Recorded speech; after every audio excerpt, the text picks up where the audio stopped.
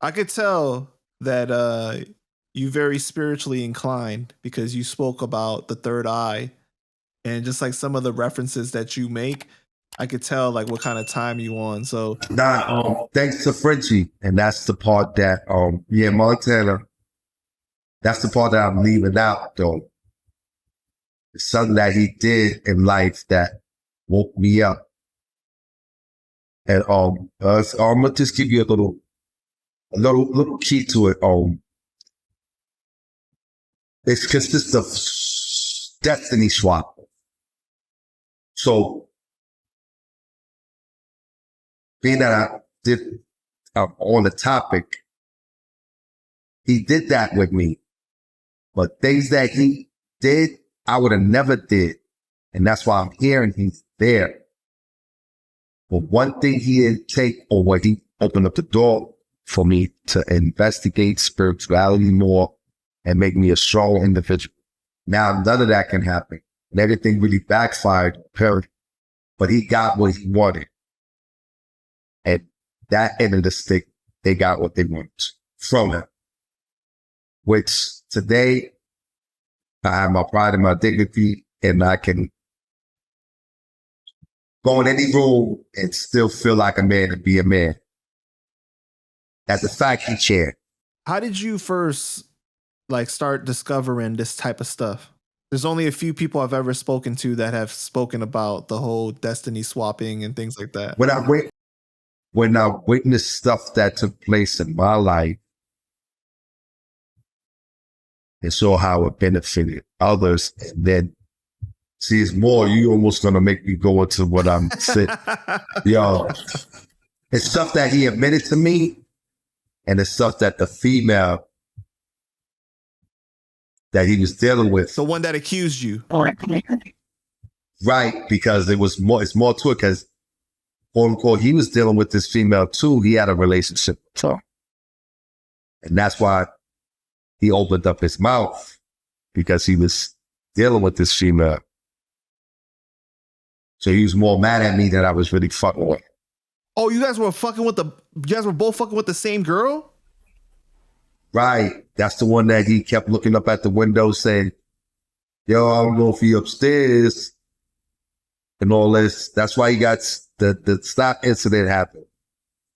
I think that's all that's about. Oh, so then like the whole thing is So also why basically, I'm going to just give you a little glimpse. They did something spiritual and they both admitted it. And later on, when it took place and actually happened, I'm like, whoa. Oh, I got to get on my job. And that's led me to be where I'm at today.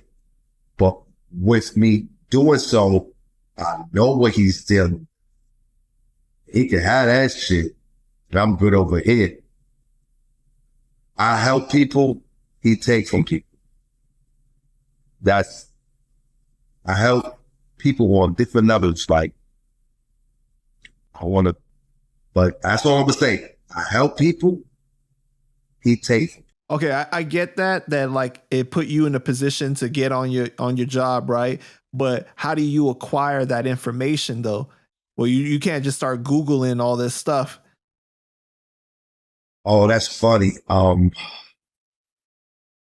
enlightener, the person that enlightened me, my father was the first one. And then other people around me that I thought was smart confirmed what he was telling me that I wasn't paying attention to at the time. And I'm paying attention to the person that's in front of me thinking that they're teaching me something. And they start building with, yeah, I'll tell you shit before, whatever, and there's something that my father changed that I wasn't even really paying attention. And I'm like, shit, my father was schooling me on this shit already. So it's funny how to say it. I was already on point, but how activated the God in me was 2007. I took my spiritual role of really knowing who I am.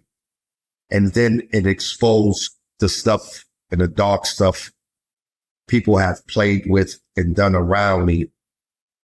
I was able to break it down like, oh shit, they was crack. oh shit, they was doing this. And oh shit, they still are doing this and doing that. So you believe in people being able to cast spells and do all that stuff too?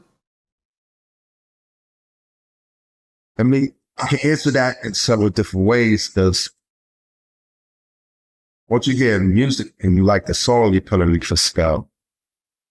So I only did it that way because you were like, you believe in music and spells? Yeah.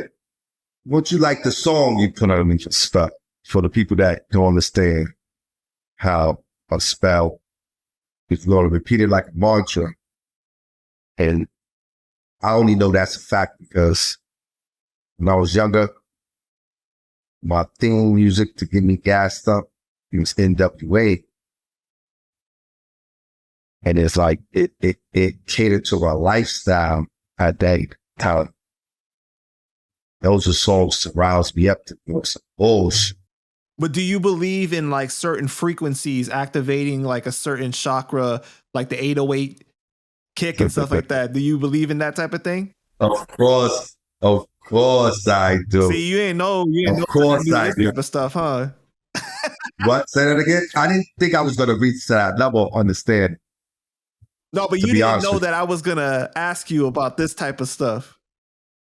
Somewhat, I know it was given that way. If you spoke to people that I know, they're going to tell you what type of time I'm on today, or like doing the research on anyone before like doing research on them, you're going to do your personal research on them. So probably ran across somebody that said he doesn't do this or he walks and moves this way. And that's knowing Stu, which before I was scared to take on that name because it held a negative aspect. And I just was building with another brother about that. But when I took on Stu again, I was an artist, and somewhat I took it because it had the street credibility behind it, but I changed it the way I moved in this day and time. So Stu has attachments to it in the era of when I was rocking. You say Stu Banger, Stu Beef, Trigger Happy Stu. Then if you say Pretty Stu, if you say Stu Baby, that's when I was rapping. If you say Stu Baby, that's when I was young and the girls call me. Say Pretty Stu, that you knew me when I was a rapper. Even Trigger Happy Stu when I was a rapper, but still on sports. But today I'm Stu. I'm chilling, bitch. So I gotta write this name though too. Some things ain't for this.